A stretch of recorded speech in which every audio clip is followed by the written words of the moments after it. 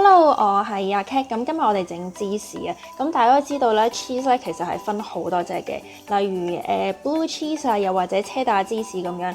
咁呢兩隻芝士咧都係需要發酵嘅。咁但係咧，我哋今日會整一隻唔使發酵嘅芝士。咁佢無論係做法啦，定或者係材料都係比較簡單嘅，就係水牛芝士 mozzarella cheese 啊。咁呢一隻咧，其實係我哋平時食 pizza 上邊拉絲拉到好長嗰隻 cheese 嚟嘅。咁而家一齊睇下點整啦。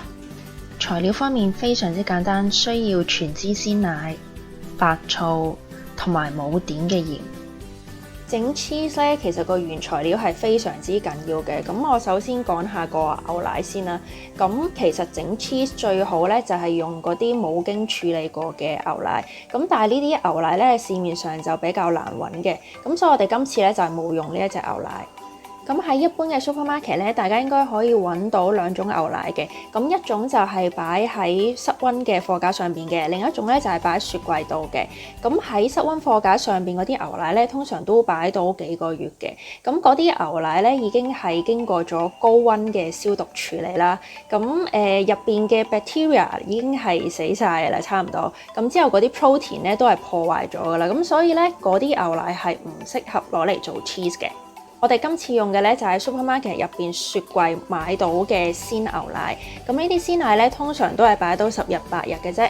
咁佢哋咧係用咗巴士德消毒法去消毒嘅，即係短暫將啲牛奶加熱到60至到90度咁樣去消毒。咁所以咧佢入邊都保留咗佢原本嘅一啲物質嘅。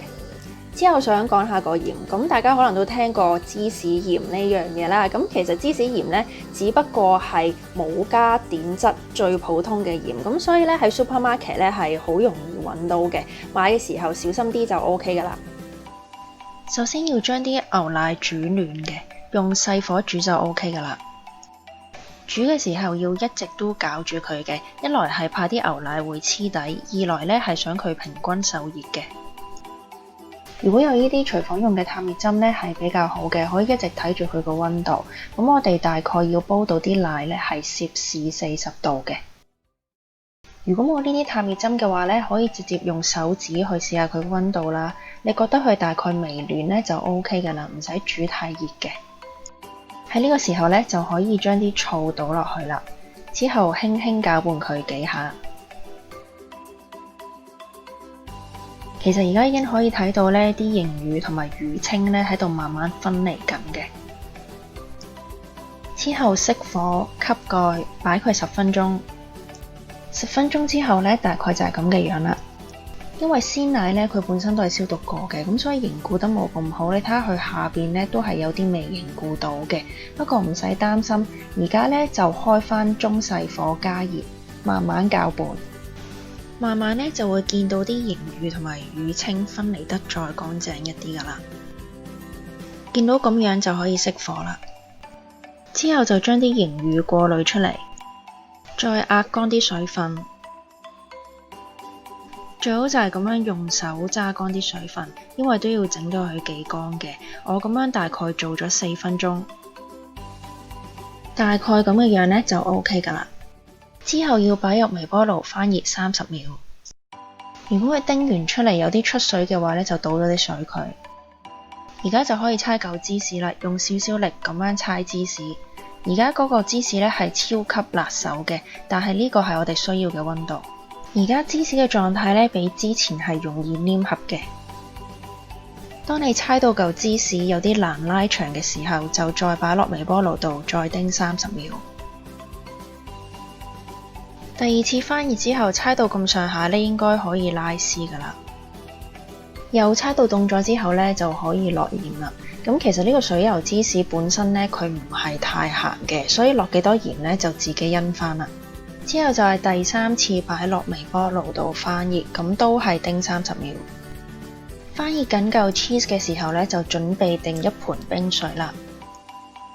嚿 cheese 翻熱完之後咧，就可以將佢搓成你想要嘅形狀。我呢個淨係計搓 cheese 嘅時間咧，係用咗大概7至8分鐘嘅。搓 cheese 嘅時間咧，最好就唔好太耐啦，因為如果搓得太耐嘅話咧，嚿 cheese 會變硬嘅。之後要將佢擺落啲冰水入邊定型，大概要浸10分鐘嘅。10分鐘之後，呢個水油芝士就完成啦。切開佢之後呢，係咁嘅。呢個就係個芝士啱啱整好嘅樣啦，都幾得意啊！係咧，咁其實呢個 cheese 咧整好之後呢，就可以擺雪櫃放3-4日都 OK 嘅。其實整呢個 cheese 咧步驟都幾簡單嘅，不過咧有一樣嘢大家一定要留意，就係你最尾猜嗰嚿 cheese 嘅時候咧，佢嗰嚿 cheese 一定要係辣手，係好熱嘅。咁我之前試過幾次失敗咧，都係嚿 cheese 唔夠辣手，所以佢成嚿 cheese 咧黏唔埋，所以拉唔到絲啦。